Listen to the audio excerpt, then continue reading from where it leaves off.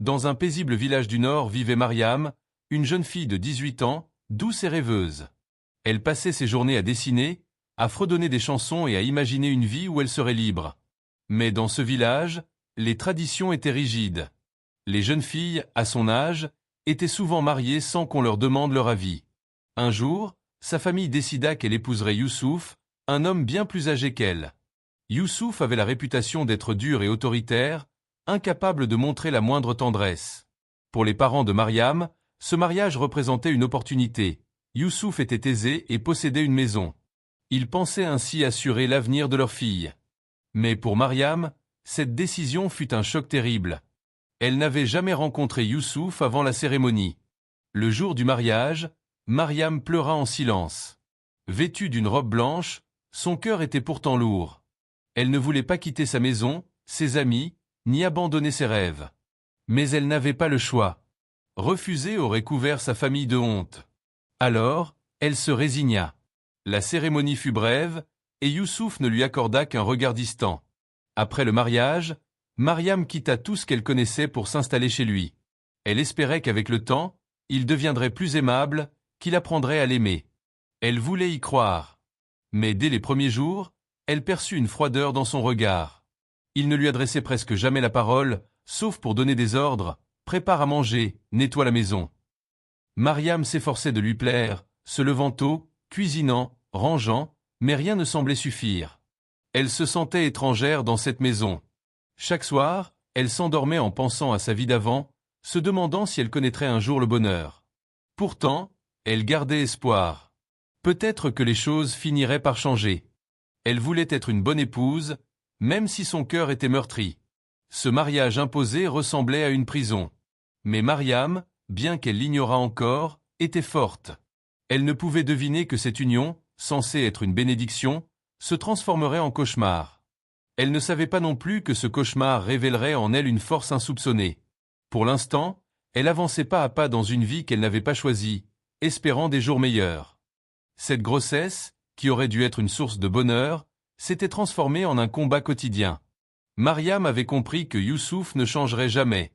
Elle savait qu'elle devait trouver une force nouvelle, non seulement pour elle-même, mais aussi pour cet enfant qui grandissait en elle. Malgré l'incertitude sur la manière dont elle surmonterait cette épreuve, elle était résolue. Ce bébé était son espoir dans l'obscurité. Peu importait que Youssouf le rejette, elle l'aimerait assez pour deux. Cette épreuve marqua un tournant dans la vie de Mariam. Elle ne se voyait plus seulement comme une épouse humiliée, mais comme une mère prête à tout pour protéger son enfant. Dès qu'elle annonça sa grossesse, les choses devinrent encore plus difficiles. Youssouf refusait catégoriquement qu'elle garde le bébé et la regardait avec mépris, comme si elle l'avait trahi. Un soir, sa colère éclata une fois de plus. Il lui hurla qu'elle ne valait rien, qu'elle ne méritait pas d'être sa femme, avant de la chasser sans ménagement. Enceinte de 3 mois, Mariam se retrouva dans la rue, sous les regards silencieux des voisins. Certains murmuraient, d'autres détournaient les yeux. Personne ne lui tendit la main. Humiliée devant tout le village, traitée comme une femme sans valeur, elle erra, les larmes aux yeux, sans savoir où aller. Elle frappa à la porte de sa famille, espérant trouver refuge et réconfort. Mais ses parents refusèrent de l'accueillir. À leurs yeux, elle avait déshonoré leur nom en se laissant chasser. Ils lui ordonnèrent de retourner chez son mari, lui rappelant qu'une femme devait obéir. Mariam se sentit abandonnée. Sans foyer, sans famille, sans soutien, elle marcha avec son ventre rond et une douleur immense dans le cœur. La nuit, elle dormait sous les arbres, transie de froid. Elle mendiait de la nourriture, mais les gens la regardaient avec mépris. Dans le village, les rumeurs allaient bon train. C'est sa faute, elle n'a pas su garder son mari. Elle avait l'impression d'être un animal abandonné. Pourtant, elle refusait de céder. Chaque jour, elle parlait à son bébé. « Nous sommes seuls, mais nous sommes ensemble. Je ne te laisserai jamais. » Ces mots lui donnaient la force de continuer. Les semaines passaient, et sa situation empirait. Son corps s'amincissait, ses vêtements étaient sales, mais son ventre grossissait. Parfois, elle pensait à abandonner, mais l'idée de son enfant lui redonnait du courage. Elle ne comprenait pas comment sa vie avait pu basculer ainsi. Elle, qui rêvait de liberté et de bonheur, se retrouvait rejetée, humiliée. La cruauté de Youssouf ne se limitait pas à ses actes de violence. Ses mots, son indifférence et son mépris l'avaient brisée bien plus encore. Pourtant, au fond d'elle, une flamme persistait. Mariam ignorait alors que cette épreuve était en train de la transformer. Elle apprenait à survivre, à se battre, même lorsque tout semblait perdu. Cette période fut la plus sombre de sa vie, mais elle posa les bases de sa renaissance. Elle n'était pas encore la femme forte qu'elle allait devenir, mais portée par l'amour de son enfant, elle avançait sur ce chemin. Le corps de Mariam était épuisé, mais son esprit refusait de céder. Elle parlait à son bébé comme à un confident, lui racontait des histoires, lui promettait un avenir meilleur. Ces moments lui insufflaient du courage. Elle ne savait pas où cette lutte l'amènerait. Sans plan précis, sans réel espoir, elle n'avait pourtant qu'une certitude. Elle ferait tout pour protéger son enfant. Cette période fut incroyablement difficile. Mariam toucha le fond, mais ce fond devint le socle de sa transformation. Elle n'était plus seulement une jeune fille brisée, elle devenait une mère, une battante. Chaque épreuve forgeait un peu plus sa volonté. Ce qu'elle ignorait alors, c'est que cette lutte désespérée était le début d'une histoire extraordinaire. Et bientôt, quelqu'un allait lui tendre la main et tout changerait. Un matin, alors qu'elle était effondrée devant un hôpital, à bout de force, une vieille femme s'approcha d'elle. Son nom était Maman Zena. Ses cheveux gris encadraient un visage marqué par le temps, mais son sourire était chaleureux. En voyant Mariam, sale, amaigrie et tremblante, son cœur se serra. Sans hésiter, elle s'agenouilla auprès d'elle et demanda doucement « Ma fille, qu'est-ce qui t'est arrivé ?» Trop faible pour répondre, Mariam éclata en sanglots. Maman Zena ne posa pas davantage de questions. Elle l'aida à se relever et l'emmena chez elle. Là, elle lui offrit un lit, un repas chaud et des vêtements propres. Pour la première fois depuis des semaines, Mariam se sentit en sécurité. Maman Zena était une femme sage, connue pour sa bonté. Ayant perdu ses propres enfants des années plus tôt, elle avait consacré sa vie à aider ceux que la vie avait brisés. Avec Mariam, elle fut douce mais ferme. « Tu n'es pas une pauvre fille abandonnée, lui dit-elle un jour. Tu es une reine que la vie a salie. Mais une reine reste une reine. » Ces mots pénétrèrent profondément le cœur de Mariam. Pour la première fois, quelqu'un la voyait comme une personne, non comme une honte. Peu à peu, Maman Zena la soigna, l'encouragea, l'écouta. Elle ne jugeait pas, elle lui enseignait à relever la tête, à ne pas laisser les paroles cruelles de Youssouf définir son identité. « La vie peut te frapper, lui disait-elle souvent, mais elle ne peut te voler ta dignité si tu refuses de la lui donner. » Grâce à elle, Mariam recommença à sourire, à croire en elle-même. Elle se regardait dans un miroir et voyait une femme, pas une victime. Maman Zena lui offrit plus qu'un abri. Elle lui donna de l'espoir. Elle lui promit que son bébé naîtrait dans un lieu sûr. 9 mois après le début de sa grossesse, Mariam donna naissance à un petit garçon. Ce fut un instant de triomphe. Malgré la douleur, les épreuves et le rejet de Youssouf, elle avait réussi. Elle nomma son fils Issa, ce qui signifie sauveur. Ce nom n'était pas un hasard. Pour Mariam, cet enfant était sa lumière, sa raison de vivre. La naissance eut lieu chez Maman Zena, avec l'aide d'une sage-femme du quartier. Lorsqu'elle prit Issa dans ses bras pour la première fois, elle pleura. Mais cette fois, ses larmes n'étaient pas de tristesse. Elles étaient celles d'une victoire. Chaque contraction, chaque cri durant l'accouchement était une réponse au rejet de Youssouf. Issa était petit mais robuste. Dans ses yeux brillants, Mariam lisait un avenir. Elle lui murmura « Tu es là, mon trésor, nous avons gagné ». À ses côtés, Maman Zena souriait avec fierté. Elle voyait en Mariam une femme transformée. La jeune fille fragile qu'elle avait trouvée devant l'hôpital était devenue une mère courageuse. Les jours suivants furent éprouvants. Mariam était épuisée et s'occuper d'un nouveau-né n'était pas facile. Pourtant, elle ne se plaignait jamais. Chaque sourire d'Issa, chaque fois qu'il serrait son doigt, lui insufflait de l'énergie. Elle se levait la nuit pour le nourrir, le bercer, lui chanter des comptines qu'elle inventait. Maman Zena l'aidait, lui apprenant à apaiser ses pleurs, à le soigner. Ensemble, elles formaient une famille. Mariam repensait souvent à tout ce qu'elle avait traversé, les insultes, les coups, l'abandon. Elle aurait pu perdre Issa, mais il était là, bien vivant. Cet enfant était la preuve que la vie pouvait être belle, même après les pires tempêtes. Cette naissance marqua un tournant. Mariam n'était plus seulement une survivante. Elle était une mère avec une mission, offrir à Issa une vie digne. Elle ignorait encore comment elle y parviendrait, mais elle était prête à tout. Avec Maman Zena à ses côtés, elle allait transformer sa douleur en force et affronter l'avenir, pour elle et pour son fils. Maintenant, il est temps de bâtir ton propre paradis. Mariam voulait travailler, gagner de l'argent pour ne plus dépendre de personne. Sous la guidance de maman Zéna, elle commença par apprendre la couture. La vieille femme lui montra comment utiliser une machine à coudre usée, faire des ourlets, confectionner des robes simples. Très vite, Mariam révéla un véritable talent.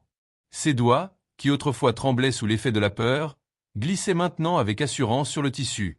Elle réalisait des vêtements pour les voisins, et bientôt, son savoir-faire se fit remarquer. Mais Mariam voulait aller plus loin. Maman Zéna lui transmit également son amour pour la cuisine. Elle lui enseigna la préparation des plats traditionnels et des recettes inédites. Mariam y mettait tout son cœur, et cela se ressentait. Peu à peu, les habitants du quartier commencèrent à commander ses repas pour leurs fêtes et réunions. Avec l'aide de maman Zéna, Mariam lança un petit service traiteur. Au départ, l'activité était modeste. Elle cuisinait dans la petite cuisine de la vieille femme, livrant ses plats à pied ou à vélo. Mais son travail était si apprécié que les commandes se multiplièrent. Les femmes du quartier venaient chercher leurs plats et restaient pour lui parler. Touchée par son histoire et son courage, elle trouvait en elle une source d'inspiration. Mariam travaillait sans relâche, souvent jusqu'à tard le soir. Elle s'occupait d'Issa, cousait, cuisinait, livrait. La fatigue était là, mais le bonheur l'emportait. Pour la première fois, elle gagnait son propre argent. Elle pouvait acheter des vêtements pour son fils, lui offrir des soins médicaux si nécessaire. Elle se sentait libre. Maman Zéna, fière, lui répétait sans cesse « Tu vois, ma fille, tu es capable de tout ». Ces mots insufflaient à Mariam une force nouvelle. Elle découvrait en elle des capacités insoupçonnées. Chaque jour, elle apprenait, économisait, rêvant secrètement d'ouvrir un jour son propre commerce. Ce nouveau départ n'était pas toujours facile. Il y avait des jours où les commandes se faisaient rares, où Issa tombait malade, où Mariam doutait d'elle-même. Mais elle ne baissait jamais les bras. Elle pensait à son fils, à l'avenir qu'elle voulait lui offrir. Maman Zéna restait son pilier, son phare dans la tempête. Ensemble, elles bâtissaient une nouvelle vie, loin des humiliations du passé. Mariam n'était plus une victime. Elle était une femme déterminée, une femme qui créait, qui avançait. 3 ans plus tard, Mariam était métamorphosée. Son service traiteur prospérait. Elle avait ouvert un petit local où elle cuisinait, entourée de plusieurs femmes du quartier venues travailler avec elle. Elle était respectée, non seulement pour ses plats savoureux, mais pour la force qu'incarnait son histoire. Son nom était murmuré avec admiration. Mariam, la jeune fille autrefois chassée et humiliée, était devenue une femme forte et indépendante. Un jour, elle reçut une invitation pour fournir les repas d'une grande cérémonie organisée dans son ancien village. L'événement rassemblait une foule importante. Bien que retourner là-bas l'inquiétât, elle accepta. Il n'était plus question de fuir. Elle arriva accompagnée d'Issa, aujourd'hui âgé de 3 ans. Plein de vie, curieux, il ne quittait jamais sa mère. Mariam, vêtue d'une robe qu'elle avait elle-même cousue, simple mais élégante, pénétra dans le village sous les regards stupéfaits. Était-ce bien la même Mariam? Elle rayonnait. Son sourire était sincère, sa démarche assurée. Les villageois qui l'avaient vue humiliée autrefois n'en revenaient pas. Certains s'approchèrent pour la féliciter, d'autres baissèrent la tête, gênés d'avoir été témoins silencieux de son souffrance passée. Mais Mariam ne leur en voulait pas. Elle avait appris à pardonner, non pour eux, mais pour elle-même. Elle installa ses plats, dont les délicieuses odeurs attirèrent la foule. Bientôt, les compliments affluèrent. Issa courait partout, jouant avec les autres enfants. Mariam l'observait avec amour. Cet enfant qu'on avait voulu effacer était là, plein de vie. Cette journée fut une victoire. Mariam n'était pas seulement venue pour nourrir les convives, mais pour prouver qu'elle avait survécu, qu'elle avait grandi. Les femmes du village l'interrogeaient, fascinées, « Comment as-tu réussi ?» Elle répondit simplement, « J'ai cru en moi, même quand personne d'autre n'y croyait. » Cette cérémonie marqua un tournant. Mariam n'était plus un souvenir effacé du passé, elle était une lumière, une inspiration. Ceux qui l'avaient jugée autrefois reconnaissaient aujourd'hui sa force. Elle savait que ce moment était important. Elle n'était pas venue chercher la revanche, mais démontrer qu'il est possible de se relever, même après être tombé très bas. Avec Issa à ses côtés, elle incarnait l'espoir.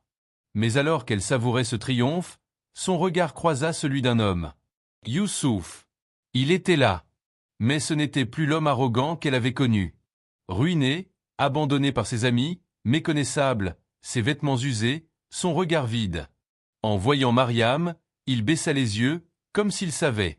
Elle, en revanche, ne détourna pas le regard. Elle n'était plus la jeune fille terrorisée d'autrefois. Elle était une femme forte, entourée de respect.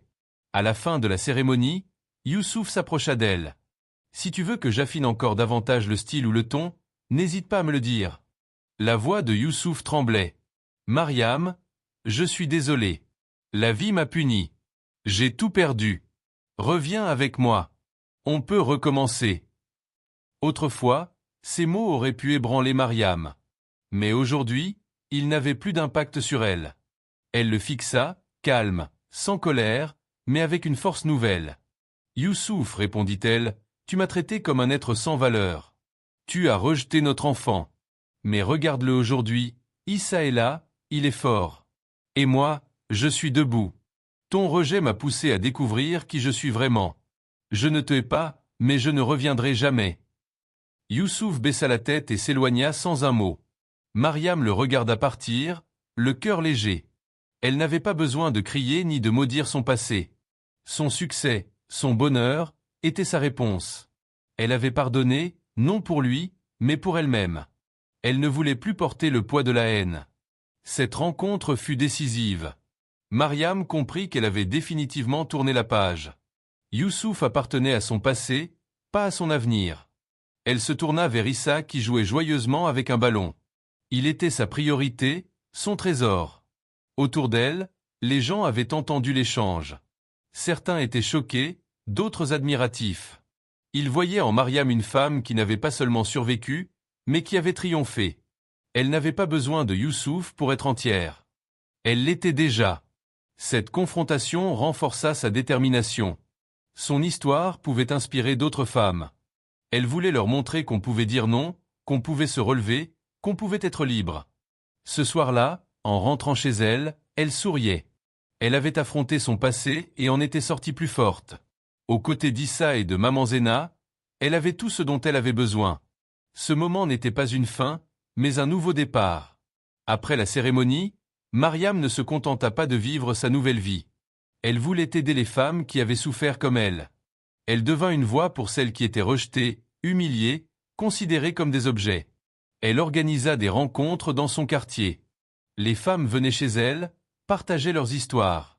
Certaines avaient été battues, d'autres abandonnées. Mariam les écoutait sans jugement et leur disait « Vous n'êtes pas seules. Vous êtes fortes, même si vous ne le voyez pas encore. » Elle leur apprenait à coudre, à cuisiner, à gagner leur propre argent. Son objectif était clair, les rendre indépendantes, comme elle était devenue. Son petit atelier devint un refuge. Les femmes y trouvaient non seulement un emploi, mais aussi du courage.